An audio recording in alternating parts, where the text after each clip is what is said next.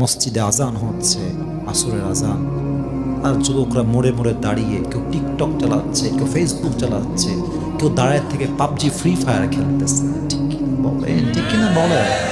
কুমিল্লা আমি নিজে দেখেছি, জুমার দিন আজান হলো জুমার, দেখছি ছেলে মেয়েরা মাশাআল্লাহ জুমার যে দিন কোনো খবরই নাই, বয়ফ্রেন্ড গার্লফ্রেন্ডকে নিয়ে ওপেনলি নষ্টামি করতেছে রাস্তার ভিতরে। আচ্ছা এরা কারা? এরা তো আমাদেরই সন্তান, আমাদের ভাই, আমাদের বোন।